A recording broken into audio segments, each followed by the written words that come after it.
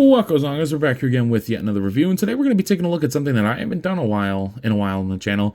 We're going to be taking a look at the brand new McFarlane Toys Demon Slayer figures of Obanai Iguro and Tengen Uzui.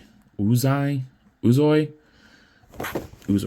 I'm going to say. I never pronounce his last name, but Tengen is my favorite character in the franchise. He's such a Chad. I mean, he's just a Chad. He's got three... for lack of better terms, gifted wives. Good for him. He knows what's up. So yeah, I'm pretty kind of all in, I guess, at this point on this line, and I'm not even a huge fan of Demon Slayer, but they've been pretty solid figures. So without further ado, let's go ahead and open these figures up. So taking these two out of the packaging, I gotta say, I like them. I have a couple little issues, but I mean, they're McFarlane figures. What do you expect? There's gonna be issues, but they're both pretty solid. We'll start with Obanai. He looks great. I really do think he looks nice. I like the sculpt of the hair. The eyes look fantastic. I really do think McFarlane captures the Demon Slayer style very well. The snake looks nice. Now, mine kind of like, I think it's supposed to be glued here. I don't really know, but mine comes off. So, I mean, I honestly don't think it was supposed to do that, but you can if you want to, because then it just slides back on. I mean, I'm not going to do anything with it off. Like, I'm mostly just going to leave it on anyway, but looks good. I think the paint is pretty clean on the jacket. What is it called? No, I forget what it's called. That is really going to bother me. The jacket, oh my god, whatever. It'll come to me in a second. The body, I think, is reused from figures we've seen before, such as Tanjiro and Zenitsu, but let me know if it's not. I don't remember. I actually don't have those figures. They just look like it. But yeah, nothing crazy here. Kimono. Damn, that was really bothering me. But yeah, I think it looks pretty good. In terms of accessories, you get a pair of fist hands, which is nice. I like that we're getting fist hands. These hands are really hard to interchange, though. You get, like, his, like, pointer finger, like, pinchy hand. That's cool. And then you get the stand, of course. And then you get the sword. And I think the sword looks fantastic. It's metallic. It's not super flimsy. It's a little flimsy, but not, like, super flimsy. It's got nice gold paint on the hilt and the handle. Let me see.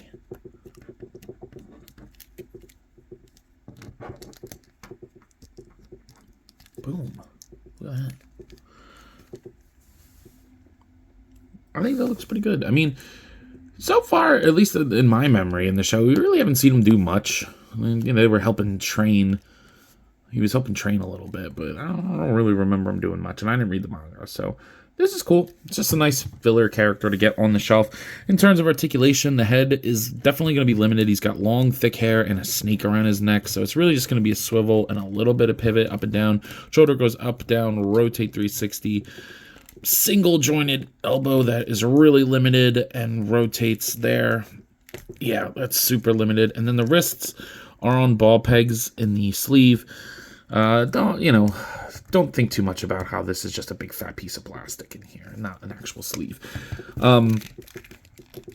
He'll crunch forward, back, pivot side to side, and rotate at the top and the bottom. The hips go out that far, they go down, kick forward, back, no thigh swivel, but you do get a single jointed knee that will rotate. And I know some people disagree, but I actually kind of like the way they do these knees. For this price point, I think it's clean. It works decently. I actually think it's pretty nice. Then the ankle goes up, down, rotate, and pivot with a toe hinge. So, yeah, nothing crazy. It's enough. It's what it needs to be. He's just going to stand on the shelf, and for that, I'm okay with it. But where the money is for me is my favorite character in the show, Tengen. The baddie slayer himself. Damn, he looks great. And you look at how much taller he is than Obanai. I mean, he should be. Tengen's like the second biggest member. So I would like to get Gyomei. That would be cool. But yeah, he's awesome. I mean, Gyomei makes him look small, but look at this paint on this head sculpt here. This metallic, like sapphire pink. The hair looks good. His earrings are painted. You get the face paint. It looks fantastic. This may be the best figure in the line thus far. You get to see the gold metallic paint on there. All of his fingernails are painted. The gold on there looks good. Yeah, this is great. You do get to see some gold paint on there. That's painted on the back. He's got his logo. That's painted. I don't like that you get the licensing on the inner thigh because it's not like that for Obanai. They put his down there, but that bothers me a little bit. It's irksome. Like, put it on the bottom of the feet. And then you get the straps, painted on his shoes, his slides, He's got a lot of paint on him. I'm, like, kind of pleasantly surprised with how much paint is on him. Looks good. And again, he's a big figure. I was very excited when they revealed him. I'm kind of surprised that this line continued at all, but I'm happy they did. He comes with a figure stand, don't care. And he comes with 2 faceplates. He comes with the cocky smile, which is definitely my favorite. Also, for some reason, the headband pops out too. If you can tell me why, if I'm missing something, let me know. But maybe it's to make popping in the face easier. I just kind of realized that. So he comes with the neutral face that we saw. Then he comes with his cocky face. Boom. That's my favorite head sculpt for sure. That's what Tengen needs to look like. And then, yeah, I guess it's to make switching out the faces easier. And then he gets this anime cringy face. Not my thing. It looks great. I think it's pretty well done. Just not my thing. So I will never use that. I'm definitely leaving the smiling, cocky face on him because that's pretty awesome.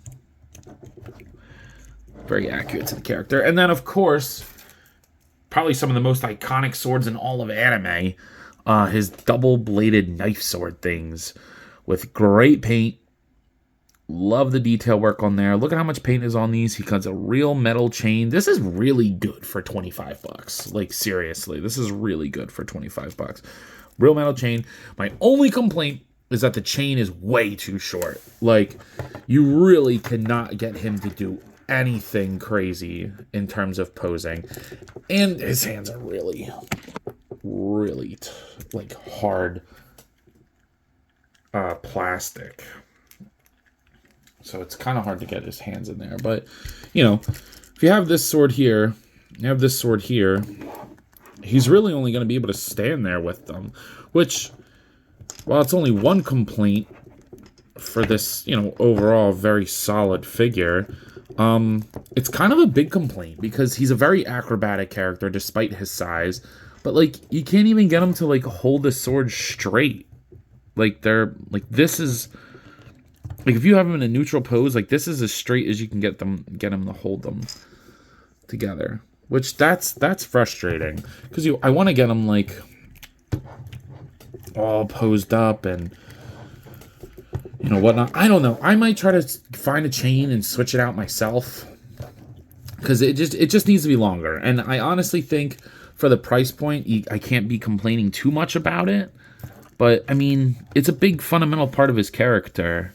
You could definitely do stuff with it. It doesn't look bad, but I don't know. I am slightly disappointed with how short the chain is. So that kind of sucks. But other than that, it's not terrible. But, it's a really solid figure overall.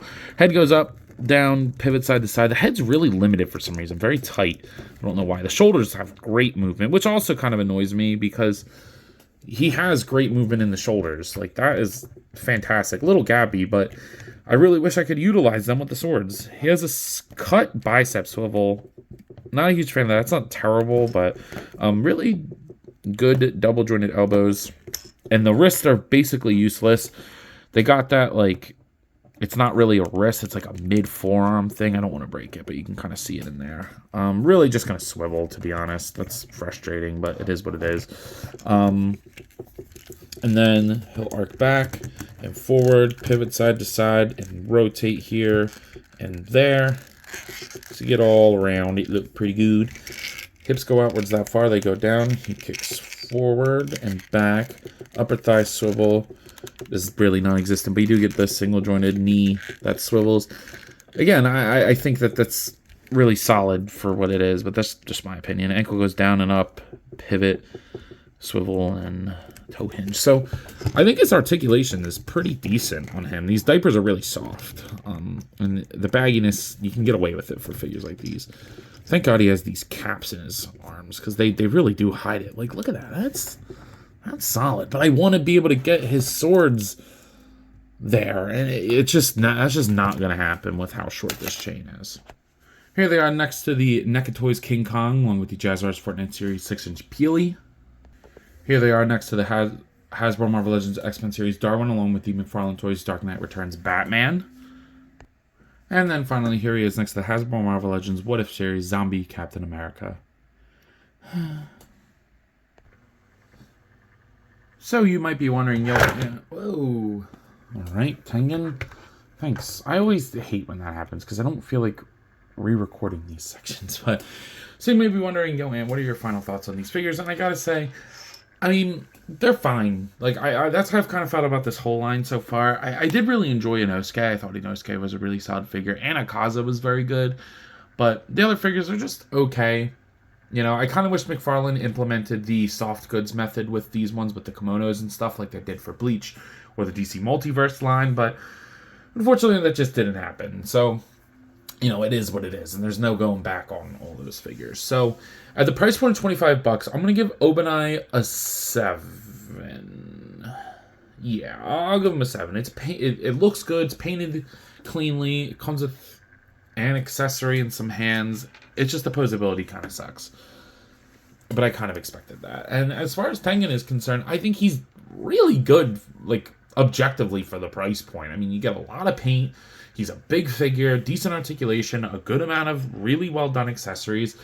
It's so weird that the fun factor is so limited on him because of how short the chain is. And considering he has 3 wives, that's probably the first time he's ever heard that. But yeah, I wish the chain was longer. So with that, at that issue, I'm only going to be able to give Tengen an 8.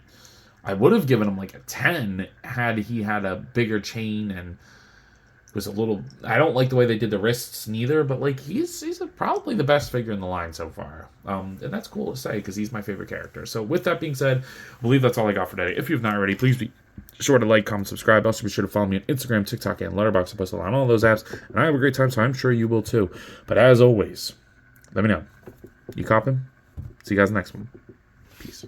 What goes on, guys? I wanted to hop on here again and thank you all for watching, and to let you know that if the following apps interest you, feel free to follow me on them as I put the links in the description for you guys. I really appreciate everything you all do for me, so DM me with any questions or thoughts. I'd love to sit and talk with you all. Again, thank you all for watching, and I'll see you in the next one. Peace.